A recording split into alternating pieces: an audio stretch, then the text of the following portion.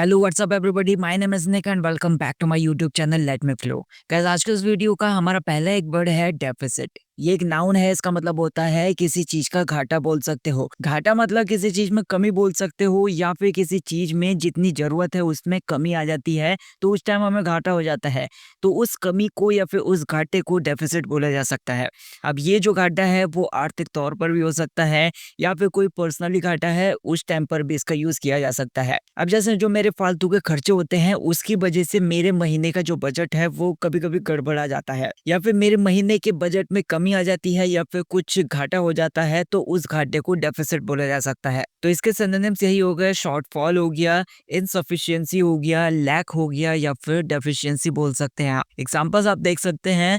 The film Chhaava highlights historical knowledge deficit in textbooks. मतलब जो film Chhaava है वो हाईलाइट करती है, या फिर ये जो फिल्म छावा है वो उजागर करती है हिस्टोरिकल नॉलेज डेफिसिट, यानी कि जो इतिहास को लेकर जो नॉलेज की कमी है, या फिर इतिहास को लेकर जो ज्ञान की कमी है हमारी टेक्स्ट बुक्स में, इस बात को ये उजागर करती है जो फिल्म है। My monthly budget always has a deficit due to unexpected expenses. मतलब मेरे महीने का जो बजट है उसमें हमेशा घाटा हो जाता है, या फिर उसमें कमी हो जाती है ड्यू टू अनएक्सपेक्टेड एक्सपेंसेस। मतलब जो भी फालतू के खर्चे होते हैं उनकी वजह से, या फिर जिनकी उम्मीद नहीं की जा सकती ऐसी चीजों के ऊपर खर्चे कर देता हूं मैं। तो ऐसी चीजों की वजह से या फिर ऐसे खर्चों की वजह से जो मेरे महीने का बजट है उसमें हमेशा घाटा होता है। नेक्स्ट वर्ड है हमारा कैमरेडरी। ये एक नाउन है। इसका मतलब होता है सौहार्द। थोड़ा सा डिटेल से आप ऐसा समझ सकते हैं, लोगों के बीच में जो पारस्परिक विश्वास होता है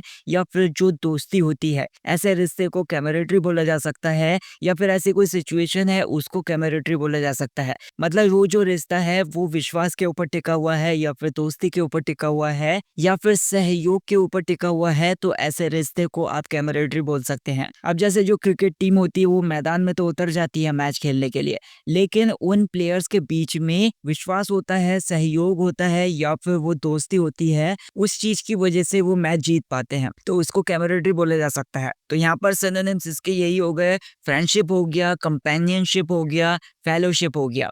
एग्जांपल्स आप देख लीजिए। Vicky Kaushal praised the camaraderie he shared with Rashmika Mandanna. मतलब जो विकी कौशल है उन्होंने प्रेज किया या फिर उसकी प्रशंसा की। किस बात की? द कैमरेडरी, मतलब वो जो सहयोग था या फिर वो जो विश्वास था, उस बात की विकी कौशल ने प्रेज किया या फिर प्रशंसा की। ही शेयर्ड विद रश्मिका मंदाना, मतलब वो जो विश्वास था, वो जो दोस्ती थी जो कि रश्मिका मंदाना से उन्होंने शेयर की थी या फिर उनके साथ निभाया था, वो जो सहयोग था, तो विकी कौशल ने उस सहयोग को, उस दोस्ती को, उस विश्वास को प्रेज किया या फिर उसकी प्रशंसा की। The camaraderie among my colleagues makes work enjoyable, मतलब मेरे कलीग्स के बीच में या फिर जो भी सहयोगी हैं उनके बीच में जो भी सहयोग है या फिर जो भी विश्वास है वो काम को और भी ज्यादा मजेदार बना देता है। नेक्स्ट वर्ड है रीइंफोर्स। ये एक वर्ब है। इसका मतलब होता है किसी चीज को मजबूत कर देना या फिर उसको सुदृढ़ बना देना। अब ये जो वर्ड है ये आमतौर पर किसी की सुरक्षा के लिए यूज किया जा सकता है, क्योंकि सुरक्षा को हम और ज्यादा कड़ा करते हैं और ज्यादा उसको मजबूत बनाते हैं। अब ऐसा क्यों बोला जाता है कि हमें हेल्दी खाना ही खाना चाहिए? क्योंकि उसकी वजह से हमारे जो भी अंदर के ऑर्गन्स हैं वो मजबूत रहते हैं, या फिर जो हमारा इम्यून सिस्टम है वो मजबूत रहता है। तो उस मजबूत करने को रीइंफोर्स बोला जा सकता है। The film Chhaava reinforces the legacy of Sambhaji Maharaj, मतलब जो फिल्म छावा है वो मजबूत करती है संभाजी महाराज की जो विरासत है उसको। She reinforces her immune system by eating healthy food, मतलब वो मजबूत करती है, एक लड़की के बारे में बात चल रही है कि वो मजबूत करती है अपने इम्यून सिस्टम को या फिर जो भी प्रतिरक्षा तंत्र है उसको बाय ईटिंग हेल्दी फूड, मतलब जो हेल्दी फूड होता है या फिर जो स्वस्थ भोजन होता है उसको खाने के बाद। नेक्स्ट वर्ड है हमारा डिपोर्टेशन। ये एक नाउन है। इसका मतलब होता है निर्वासन। थोड़ा सा डिटेल से आप ऐसा समझ सकते हैं, किसी विदेशी को देश से बाहर निकालने की जो भी कार्यवाही होती है उस कार्यवाही को आप डिपोर्टेशन बोल सकते हैं। अब ऐसे ही जैसे कुछ अपराध करने वाले जो विदेशी दूसरे देशों में पकड़े जाते हैं तो उनको उनकी कंट्री में वापस भेजा जाता है ताकि उनके ऊपर लीगल एक्शन लिया जा सके। तो मतलब वो जो देश होता है विदेशी, उस देश में जो पकड़ा गया है तो उसको वहां से वापस उसके देश में भेजने की जो प्रोसेस होती है उसको डिपोर्टेशन बोल सकते हैं, या फिर वो जो कार्यवाही होती है उसको डिपोर्टेशन बोल सकते हैं। अब जैसे जो तैमूर राणा है उसके एक्स्ट्राडिशन के ऊपर बात चल रही है, मतलब विदेशी को देश से बाहर निकालने की जो प्रोसेस है या फिर वो जो कार्यवाही है वो की जा रही है, मतलब डिपोर्टेशन का काम किया जा रहा है। तो इसके सिनोनिम्स होगा एक्सपल्सन बोल सकते हैं, बैनिशमेंट बोल सकते हैं, या फिर एक्साइल बोल सकते हैं। एग्जांपल्स आप देख लीजिए, the deportation of illegal immigrants has become a major political issue in the US. मतलब जो इलीगल इमिग्रेंट्स का डिपोर्टेशन है या फिर जो अवैध प्रवासी होते हैं उनका जो भी निर्वासन है, या फिर उस देश से, अमेरिका देश से उन सारे इलीगल इमिग्रेंट्स को दोबारा अपने देश में भेजने का जो भी प्रोसेस है, जो भी डिपोर्टेशन है, जो भी निर्वासन है, has become a major political issue in the US. मतलब वो अमेरिका में एक मेन राजनीति का मुद्दा बन चुका है। India deported a group of foreign nationals involved in illegal activities. मतलब जो भारत है उसने डिपोर्ट किया एक फॉरेन नेशनल्स ग्रुप को, या फिर जो विदेशी नागरिक हैं उनके एक ग्रुप को उसने निर्वासित किया या फिर उसको अपने देश में भेजने की कार्रवाई की जो कि इलीगल एक्टिविटीज में शामिल था। नेक्स्ट वर्ड है हमारा सेफ गार्ड। ये एक वर्ब है, इसका मतलब होता है किसी को सुरक्षा प्रदान करना। अब मतलब ये किसी चीज को खतरा हो सकता है, किसी पर्सन को खतरा हो सकता है, तो मतलब उसको खतरे से बचाने की कोशिश करना या फिर उसको सुरक्षा प्रदान करना, उसको मतलब कोई भी नुकसान ना हो इस चीज के ऊपर काम करना। अब जैसे हम अपने मोबाइल फोन्स में लॉक लगा कर रखते हैं या फिर कुछ भी पासकोड सेट करके रखते हैं ताकि हमारा जो डेटा है वो किसी दूसरे के हाथ में ना जाए, या फिर जो हमारा पर्सनल डेटा है वो दूसरा शेयर ना कर सके या फिर वो दूसरा देख ना सके, इसीलिए हम उसको सुरक्षा प्रदान करते हैं, उस डेटा को सुरक्षा प्रदान करते हैं। तो मतलब हम उस डेटा को सेफ गार्ड करते हैं। तो इसके लिए सिनोनिम्स हो गए, प्रोटेक्ट हो गया, प्रिजर्व हो गया, सिक्योर हो गया। एग्जाम्पल्स आप देख लीजिए, I safeguard my personal data by using strong passwords. मतलब मैं सुरक्षा प्रदान करता हूँ या फिर सुरक्षित करता हूँ अपने पर्सनल डेटा को बाय यूजिंग स्ट्रॉन्ग पासवर्ड्स। मतलब बहुत तगड़े पासवर्ड लगाने के बाद मैं अपने डेटा को सुरक्षित करता हूँ। Rashmika Mandanna's role safeguards the dignity of Maharani Yesubai. मतलब रश्मिका मंदाना का जो रोल है वो सेफ गार्ड करता है,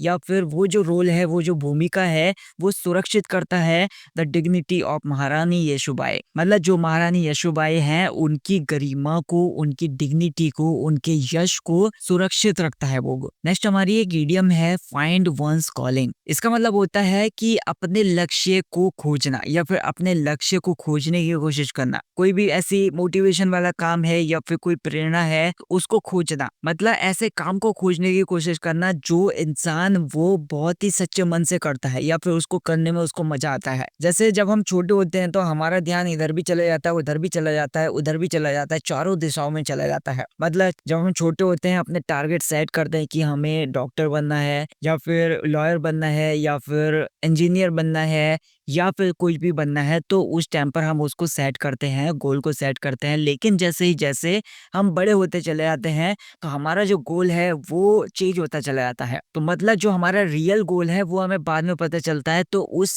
गोल पर जो पहुंचना होता है या फिर उसको खोजना हो जो होता है, उसको ढूंढना जो होता है, तो उसको फाइंड वंस कॉलिंग बोल सकते हैं। तो इसके लिए सिनोनिम्स ये हो गए, discover one's purpose, find one's passion. तो एग्जांपल्स आप देख लीजिए, after years of searching he finally found his calling as a teacher। मतलब कई सालों के सर्चिंग के बाद या फिर कई सालों तक खोजबीन करने के बाद he finally found his calling as a teacher। Finally उसे एक शिक्षक के रूप में, एक टीचर के रूप में अपना लक्ष्य मिला। नेक्स्ट एक इडियम है हमारी, पुट अप द शटर्स। इसका मतलब होता है दुकान को बंद कर देना। मतलब कोई भी बिजनेस है उसको बंद कर देना या फिर उसके काम को बिल्कुल खत्म कर देना। जैसे जो कंपनीज होती हैं कई सालों तक घाटे में चली जाती हैं, तो कुछ टाइम के बाद वे कंपनी को बंद करने का फैसला ले लेते हैं। तो मतलब वहां पर काम करना बिल्कुल बंद हो जाता है, तो उस टाइम पर हम पुट अप द शटर्स बोल सकते हैं। तो इसके लिए सिनोनिम्स हो गए, क्लोज डाउन बोल सकते हैं या फिर शट डाउन बोल सकते हैं। एग्जांपल्स आप देख लीजिए, the local shopkeeper decided to put up the shutters after years of losses. मतलब जो लोकल शॉपकीपर थे, जो लोकल दुकानदार थे, उन्होंने डिसाइड किया to put up the shutters. उन्होंने अपनी दुकान को बंद करने का निर्णय लिया आफ्टर years ऑफ लॉसेस, मतलब कई सालों तक वो जो दुकानदार था वो घाटे में जा रहा था। अब इतने बड़े घाटे के बाद उसने अपनी दुकान को या फिर अपने बिजनेस को बंद करने का निर्णय लिया। सम critics feared that historical films might put up the shutters due to high production cost। मतलब कुछ ऐसे आलोचक हैं, उनको ये डर था कि जो हिस्टोरिकल फिल्म्स थी वो मतलब शटर को बंद कर सकती हैं या फिर वो उनके धंधे को बंद कर सकती हैं due to high production cost, क्योंकि ऐसी जो मूवीज बनती हैं, ऐसी जो फिल्म्स बनती हैं, वे बहुत ज्यादा प्रोडक्शन कॉस्ट के साथ बनती हैं। नेक्स्ट इडियम है हमारी डिग हील्स इन। इसका मतलब होता है किसी चीज में अड़े रहना, कोई भी सिचुएशन है उसमें अड़े रहना, वहां से बिल्कुल भी ना हिलना। अब जैसे आपने देखा होगा कि कोई पर्सन है वो अपने मतलब फैसले पर अड़िग रहता है, मतलब उसने अगर फैसला कर लिया कि वो ये करेगा तो करेगा, उसके बाद वो किसी की भी नहीं सुनेगा। तो उस अड़े रहने को,